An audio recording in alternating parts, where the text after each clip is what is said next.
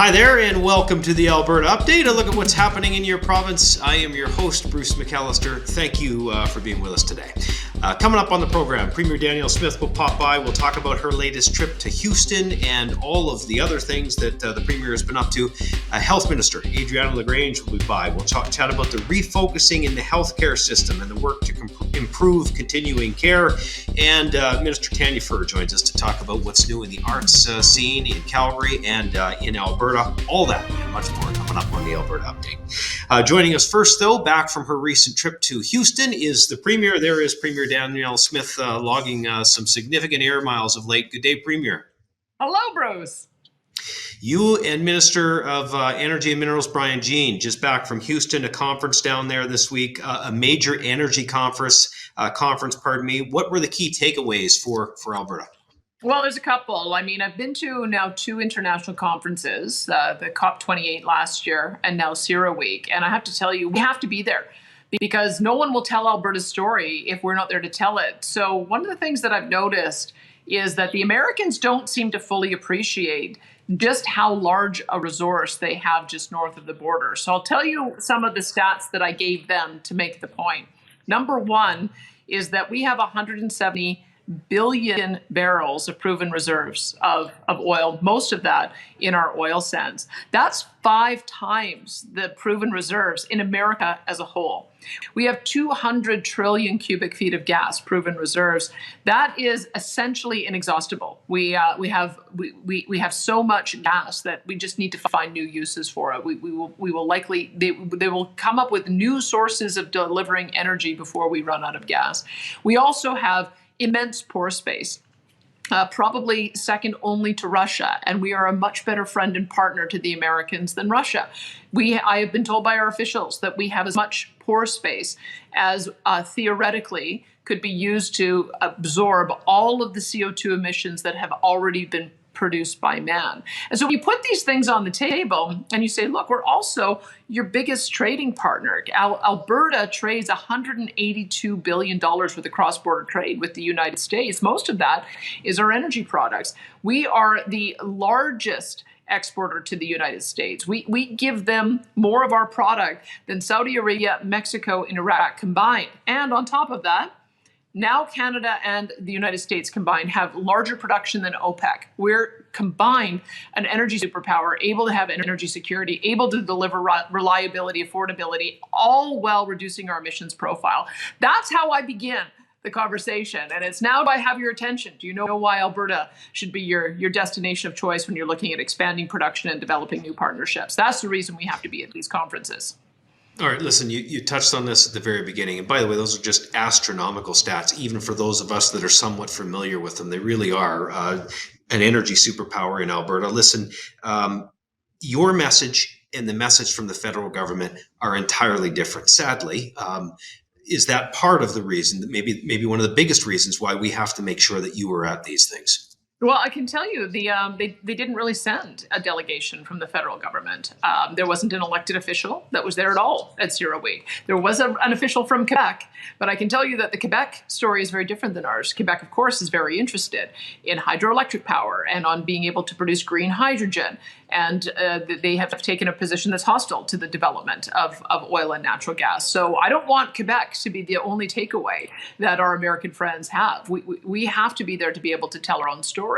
And I can tell you as well, having had the experience of going to COP28, we cannot allow Stephen Guilbeault to be the person who tells Alberta's story either, because he has an equal hostility to our energy sector. So this is, you know what, it's just a good revelation for me that and I think it should be a good revelation for Albertans that maybe in the past we had a federal government who wanted to champion what it is that we did in this province, but we don't now. And because we don't just give up. We step forward and say we have the right to develop this resource. We're the owner of the resource. We're a partner. We already have the ties. We already have the network. Let's just make sure that we have a greater partnership together, and that will be the message that I continue to take out on the international stage. Very good. Hey, we recently watched or learned of Germany signing a deal with Ottawa, an intent concerning hydrogen. What kind of impact will that have on Alberta, if any?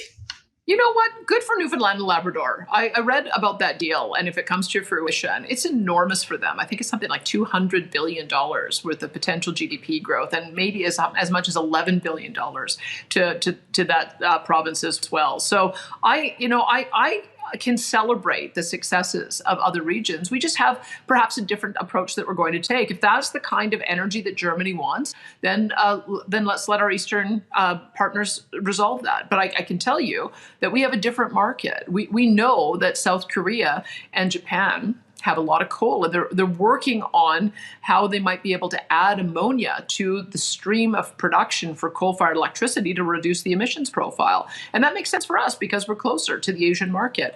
We know that India, for instance, has a refinery, the largest refinery in the world, and their approach is the heavier the oil, the better. We are special purpose built to be able to handle the kind of crude that comes out of Alberta. So why not develop a partnership to make sure that more of our product gets to them? So I think that there is enough need in the world for energy security among all of our friends and neighbors and allies that they can succeed off the East Coast in a different way than we'll be able to succeed off our side of the country. All right, quick follow-up. It wasn't that long ago German officials were here in Canada talking about LNG and can we help them on that front? And I think our Prime Minister at the time said there wasn't a business case for it, which is mystifying, obviously. So all of that said, and the potential trading partners that you just mentioned, are we getting any closer, or is this something that we need the Fed's buy-in to make happen? I can tell you, Trans Mountain and Coastal GasLink, when those two are up and fully in production, is going to change everything. Because once you have product that is able to be on the ocean in a tanker, it can go anywhere. And so I think initially, perhaps, we will be ending up having much of our product go down to the United States because it's very difficult to get product to the Pacific coast because of the mountains as well. And so we will probably continue to have that relationship. But I read while I was away at CERAWeek that China has inked a deal for, I think, the first 500,000 barrels coming out of Trans Mountain. And so it's going to change a lot for us to be able to have that access. And I don't want to prejudge who all of our partners are going to be. The world is thirsty for energy. The world also understands that this transition is going to take a little longer than some of the ideologues have tried to make us believe. And that natural gas in all of its forms is not only a transition fuel, it's a destination fuel. It is going to be used for LNG. It's going to be used for ammonia. It's going to be used for methanol. It's going to be used for hydrogen. And so we just have to make sure that people understand that the solution is to reduce emissions. It's not for us to reduce production. And that I think is going to be important. And as people see that we are a reliable provider, that we have the ability to get our product anywhere, I only suspect that our customers are going to grow. One more quick one and we let you go. You have been hinting at ways, coming up with ways to reduce utility bills for Albertans. The carbon tax, we know, goes up April the 1st, unless there's some remarkable change of heart in Ottawa, and that sure looks unlikely. That said, what more can you tell us about what we're trying to do here in Alberta? Well, I can tell you we are watching what's happening at the federal level with just shaking our heads. I tried to give advice to the Prime Minister, said two things. Number one, if you want to reset your relationship with us, you need a new environment minister. You need someone who's not an ideologue, someone who's not constantly looking for new ways to disadvantage our industry. I also said that it's so obvious now with 7 premiers saying, at the very least, don't increase the tax on April 1st. I just told him that would be a very strong signal that he would be sending, that he understands the affordability crisis. Unfortunately, he seems intent to increase that price. I think we have to realize, and we put out a graph that was put together by the Canadian Taxpayers Federation, is that even though the rebate comes back to families, it's a little bit like saying, hey, give me $1 and I'll give you back 50 cents. And to expect people are going to feel happy about that. People are not happy about that. They want to keep the dollars in their own pocket. They know the tax is punitive. I think I just saw an article in the last couple of days where Stephen Guilbeault said it's going to take until 2060 for the carbon tax to have any kind of effect on production. And that tells you something. It tells me that it really is just a punitive measure. At a time when we've got inflation and an affordability crisis, now is not the time to be contemplating a move that is not only going to bring 15 bucks per ton on April 1st, but it's planned to triple the carbon tax by 2030. People just have had enough. They can't absorb any more of these costs. So we're going to keep on fighting that, and we'll see if we have any impact. We haven't so far. Yeah, here. Appreciate your work on this and everything else. Premier, as always, thank you for taking some time with us. You bet. Thanks, Bruce.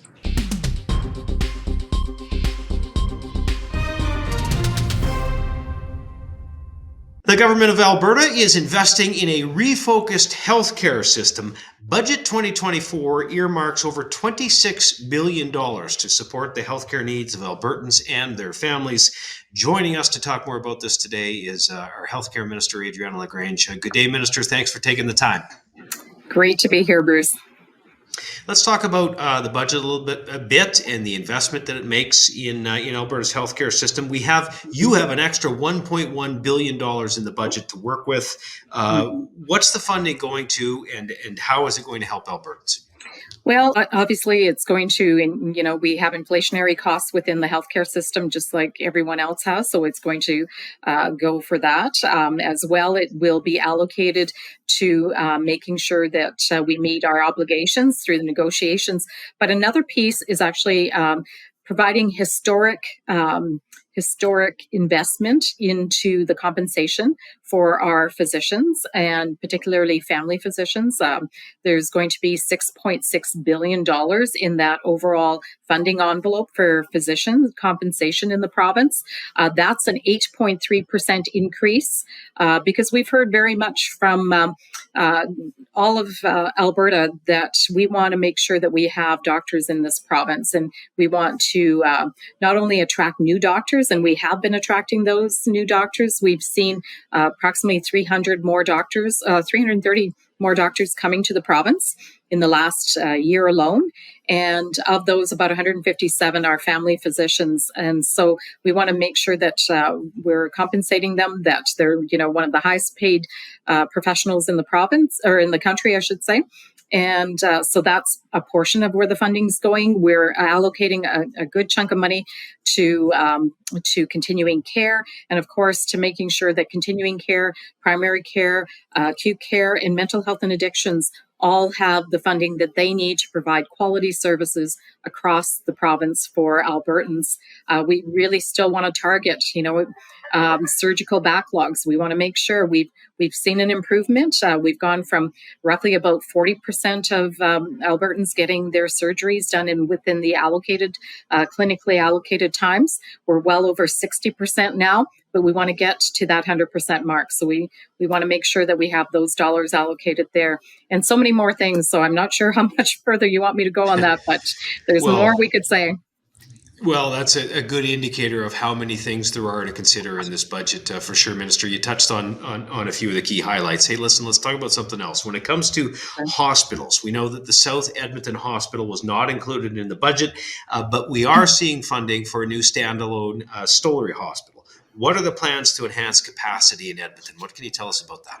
Sure. So when I became the Minister of Health, I started looking and digging into the capital infrastructure plans for across the whole province. And I'm seeing that we need a thorough strategic plan for the whole province. There's certainly gaps. And one of the issues that I noticed early on is that the South Edmonton Hospital budget had ballooned to over $4.9 billion for one hospital in South Edmonton, providing 400 beds. That was the cost factor. When I started digging a little further, I have found out that when it was first announced in 2017 by the NDP government, that it was probably more politically motivated because there was no feasibility study, there was no business plan. And all the documentation that I'm seeing and reports that I'm seeing actually states that a hospital location in Edmonton is actually needed in the north.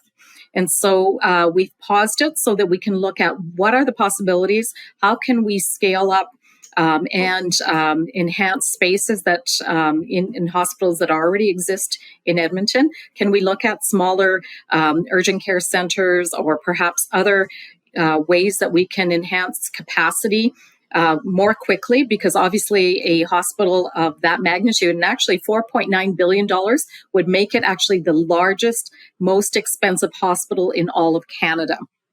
And so we need to get people in Edmonton, they need services quicker. They need the right services. They need them in the right location. And we've also put together a fund through myself and the Ministry of Infrastructure. We've put together dollars to look at how do we actually enhance spaces. So besides what currently exists, we've added additional dollars to the Jean Zwodeski Center in Norwood, $68.5 million over the next 3 years to do the second phase of that construction. We've also looked at the University of Alberta Brain Center. We're adding $57.9 million there. We just added $85 million to the Misericordia Emergency Department, which was completed in the spring. So we definitely want to make sure that we provide service and quality service to Edmontonians, but make sure that it's in the right place and that we can get it to them in a timely fashion. On the Stollery, I'm really excited about this news because it actually does help us with spaces within Edmonton. Right now, the Stollery, when I went to visit it, it's spread out over 4 different facilities, 11 different programs throughout these 4 different facilities. It's very fragmented, and what I see is that they see over 300,000 patients a year. And we also serve the Northwest Territories as well. So we're getting patients coming from all over to the Stollery. It's been fragmented. It is critically needed. I believe it's the second most busy hospital, children's hospital in all of Canada. And it is long overdue that we provide them with a standalone, purpose-built hospital. What I've heard from families and from the patients, the kids themselves, that when they go to the Stollery, while they get excellent care, they're in an adult hospital. They're exposed to things that they shouldn't be exposed to that happen in adult hospitals. And so having a purpose-built one is, as I said, long overdue. This children's hospital will actually free up approximately 200 adult beds that we can use to serve Edmontonians as well. All right, Minister, listen, one of the big priorities for you in healthcare, we know, is the refocusing, the restructuring. I think everybody knows in Alberta the system needs an overhaul. It's not the people in the system. Our healthcare workers are fantastic. Yeah. It's how the system operates, and I've heard you say that so many times. Tell us about the in-person engagements that you're holding. What kind of feedback are you getting? Where are we at in that process? Well, you're right, Bruce. We have tremendous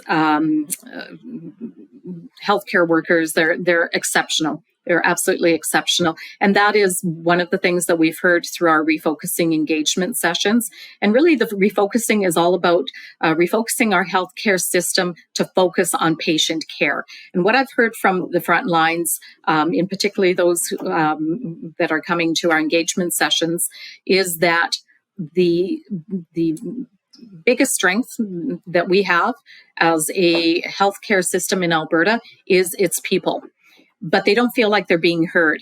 And what I've gleaned from these, we've had 64 in-person engagement sessions thus far. The last of them will wrap up around mid-April, but we've had over 2,500 people who've participated. The vast majority of them are healthcare professionals. We've had 18,000 people provide us their feedback through online tools, and we had 10,000 people participating in virtual town halls. All to say that we have a huge interest in making our healthcare system better. And as I said earlier, one of our greatest strengths that I've heard over and over and over again, I've attended of these 64 sessions thus far, I've attended over 25. I'm hoping to get to a few more once session is done. But what we're hearing over and over again is they want to have a voice. They have ideas. They know where some of the red tape is, where some of the backlogs are, where some of the issues are that could be fixed. They know how to improve communication. They also want to see more people on the front lines.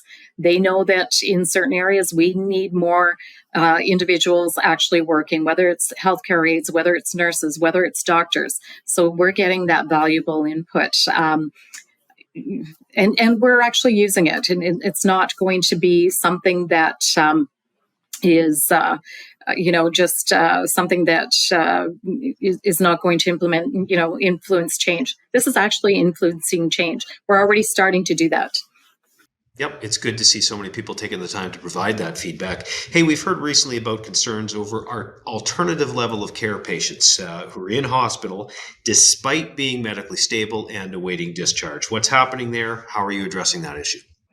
Okay, and it's as you dig into things, you find things, and so this started in a very real way for me. I always knew that there were alternative level of care patients. Some people call them bed blockers because these are individuals who have received their treatment of their course of treatment and are ready to be discharged from hospital, but for a number of reasons are not able to find a location to go to. The vast majority do.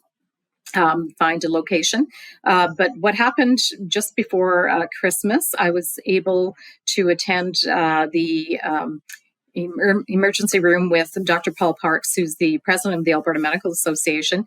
And I was approached by a hospitalist there who said, you need to do something with these 27 patients.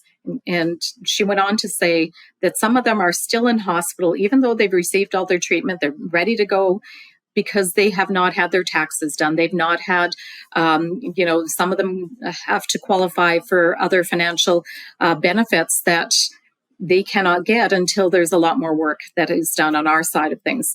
So what that triggered for me is that we need to get the right people around the table to solve those issues. Because if you need your taxes done, if you need some support to get some financial benefits, or you need other, maybe mental health and addiction supports, et cetera, we need to get the right people around the table. So between myself, Minister Nixon, the Minister of Seniors, Community and Social Services, Minister William, with mental health and addiction, and Alberta Health Services and Alberta Health, we put together a task force. But as we dug further, we realized what we had originally thought was roughly about 506 ALC patients in hospital. We actually have closer to 1,500 patients, some who are staying 50 days, 200 days.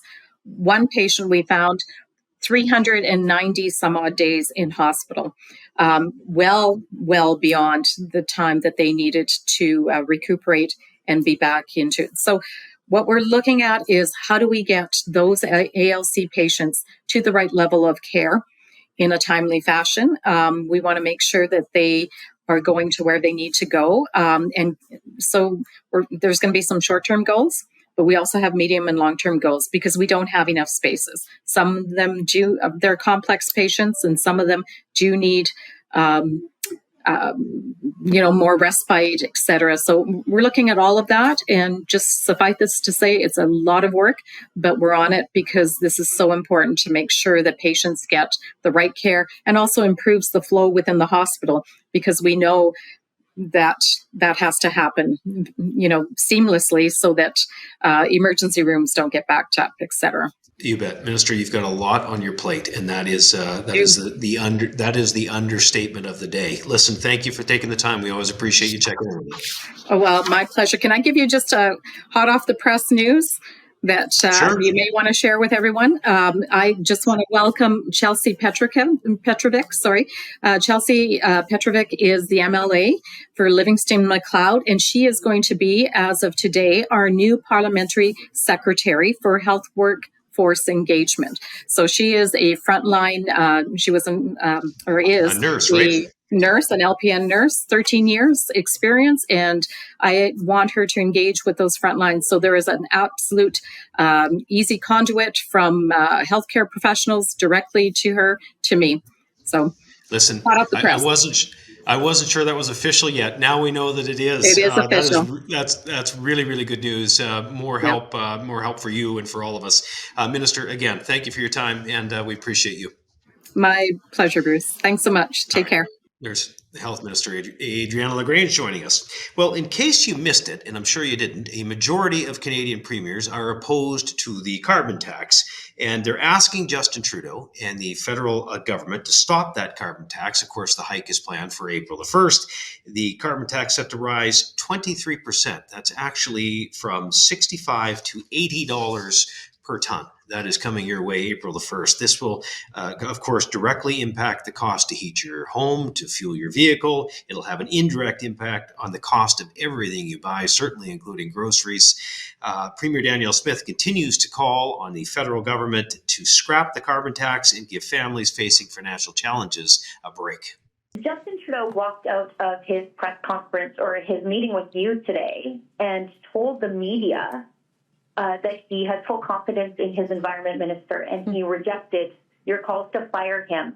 He then blamed you and the other premiers for being the caustic or problematic ones in the relationship with Guilbeault. How do you respond to that? Well, it's, admirable that he's defending that member of his team. The reality is somewhat different. We've got an environment minister who's lost in court on the Impact Assessment Act, and rather than accept that, seems to be trying to find a workaround on it. Lost on plastics, rather than accept that, is appealing it. We went to COP, didn't tell any of the delegations there what he was going to announce there, dropped a bomb on us on an emissions cap for oil and gas, emissions cap for methane, basically announced that he doesn't want to build any more roads anymore, which he had to walk back. So I would say that the evidence demonstrates that there's an environment minister who has been given a pretty free rein to trample the Constitution and interfere with national unity and also interfere with investment. And so I would say that we are responding to the fact that we have an environment minister that is not following the rules. And I'm going to keep pushing back against that. I will work with the ministers that I can and hopefully find a workaround. But it would be a lot more constructive, a relationship, if we actually had somebody who was pragmatic on the other side of the table. Alberta's Minister of Arts, Culture and the Status of Women, Tanya Furr, is going to join us now to talk a little bit about the government's commitment to arts in Alberta and perhaps hint at an upcoming announcement. We'll see if we can get any news out of her. Good day, Minister. How are you today? I'm great, Bruce. Thanks for having me. Hey, Budget 2024 had an intense focus on healthcare and education, advanced education, understandably so, and that's usually the case. But it also had a big impact on the arts community. Can you speak to that and how it supports the arts in Alberta? Yeah, really excited that with this budget, we're seeing increased funding to support arts to $33.1 million, which includes a $4.5 million increase to the Alberta Foundation for the Arts, which is so important because the AFA, the Alberta Foundation for the Arts, it's going to allow them to increase circulation of the art collection, ensuring more Albertans can enjoy the largest collection of art, Alberta artists firsthand. My mandate letter from the Premier and in turn my mandate letter to the AFA made it clear that we want to do a better job of promoting Alberta artists, rural artists, Indigenous artists, and making sure we're making art available to Albertans in all four corners of the province. So I'm really excited about this increased funding. Funny, just as an aside, Minister, I know you've been to McDougall Center, so many times. Anytime the public come here to visit or come for a meeting, they spend as much time looking at the art in the building, which is from the Foundation of the Arts, as they do in the stakeholder meetings. It is quite remarkable. Yes. Hey, you made a major announcement recently for Winspear. Tell us about that commitment, the benefit it will provide for Albertans. Yeah, really exciting announcement for the Winspear Centre in Edmonton. $12.8 million over 3 years. Amazing jolt for the thriving arts and cultural sector in Edmonton, continuing to create vibrant communities. But what's so great too about that investment is not only will some of the funds be used for a 550-seat venue, but it will be also to create more community gathering spaces, music studios, classrooms, educational opportunities. So a great opportunity to bring in more Edmontonians and folks from surrounding areas, but also the boost it will mean for tourism, not to mention all the pre and post construction jobs. So really excited about that.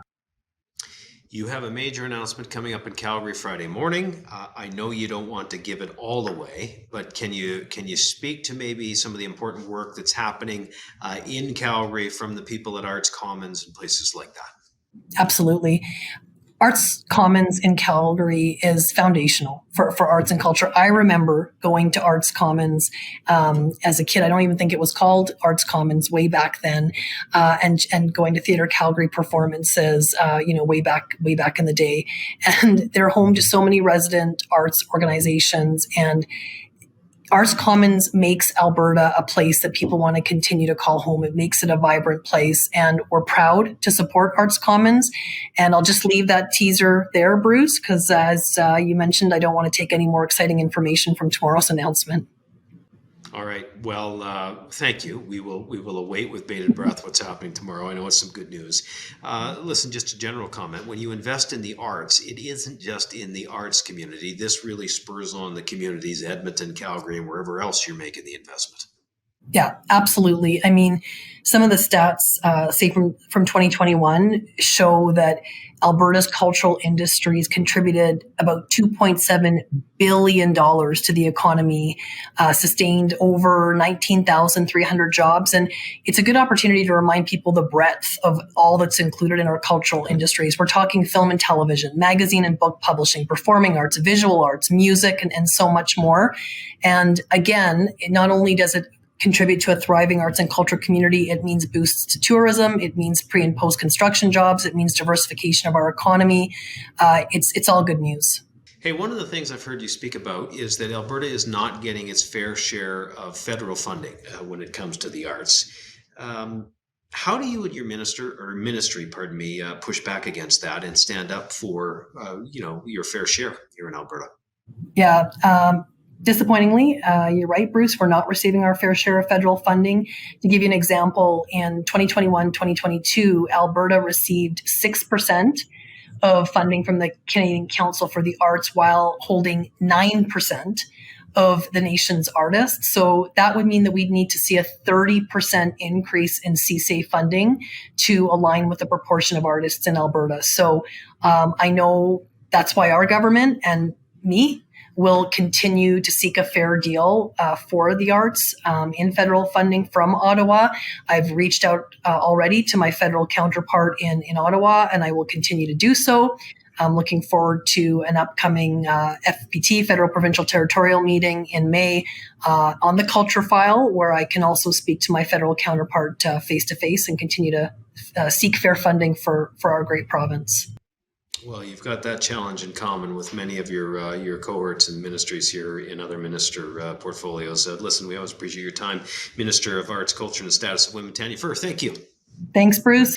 Well, Budget 2024 is investing in new opportunities for Alberta's youth to explore careers and studies in science, technology, in engineering, and in math programs. An investment of $55 million will create at least 2,000 new seats for post-secondary students at the University of Calgary with a new multidisciplinary hub. Advanced Education Minister Rajan Sawhney, very proud of this announcement. Here she is now with more. I have the honor today to officially announce that Budget 2024 will invest $55 million over the next 3 years to build a new multidisciplinary science hub. Yes. The new building will serve as a primary research, collaboration, and multidisciplinary center for the Faculty of Science, the university's second largest faculty. The hub will house research laboratories, greenhouses, state-of-the-art instrumentation, laboratory support spaces, and workspace for researchers, graduate students, postdoctoral fellows, and other trainees. The new hub will help at least 2,000 more students each year get the training they need, right here in Alberta. We will see shovels in the ground for the multidisciplinary science hub very soon. This investment and the others in Budget 2024 recognize the crucial role post-secondary institutions play in meeting the needs of our economy. The Alberta government is asking for Albertans to weigh in on a new draft social studies curriculum. This is the second public engagement where Albertans can read through the new draft K-6 curriculum and provide their feedback.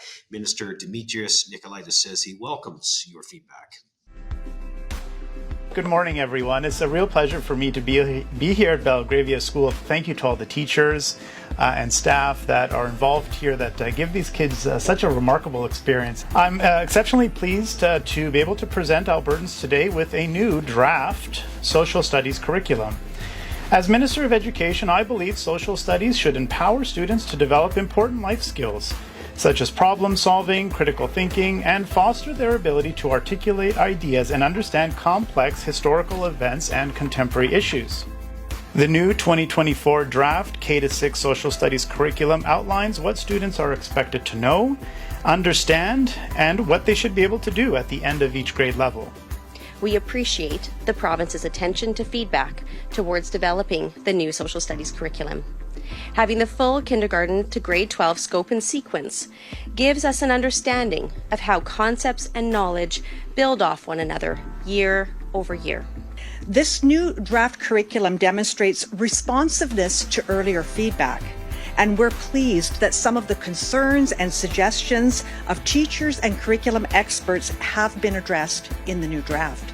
I'm proud to share that beginning today until March 29th, Albertans can provide feedback on key learnings with the new draft K-12 social studies curriculum through a feedback form on alberta.ca. By taking these steps, I am confident that we are developing a social studies curriculum that meets the learning needs of all students and positions them for success. Alberta will welcome 6 national and international competitions in the coming weeks, featuring more than 30,000 athletes from 35 different countries. Hosting these events will create opportunities for Alberta athletes to experience the excitement of competition while serving as an inspiration to the next generation of athletes. Over the past year, Alberta's government has provided $2.5 million in funding through the Major Sport Event Grant Program to support these types of events throughout the province.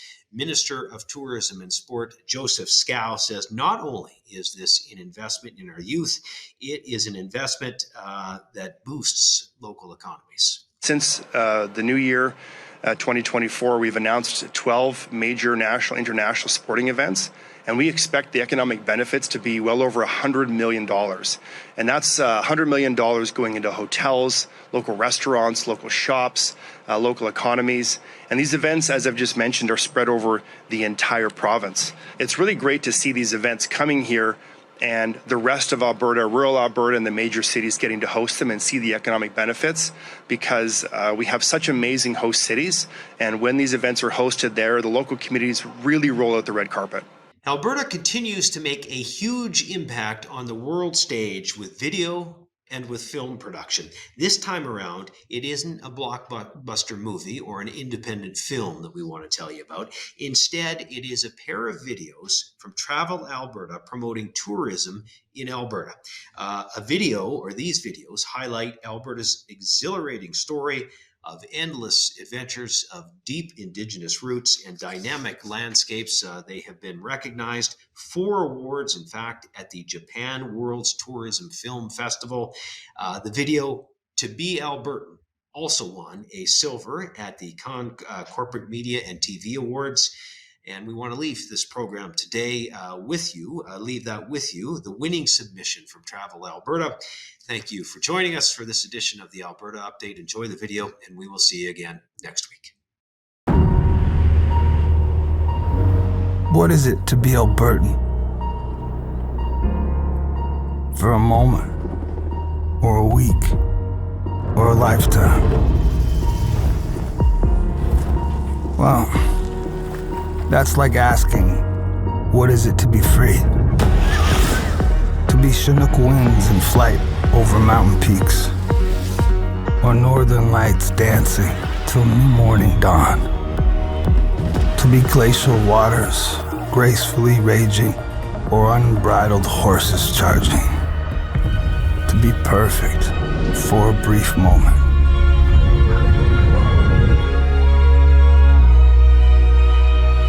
Or to last longer than all of time. Sure, great places will always capture you, but Alberta, she'll set you free.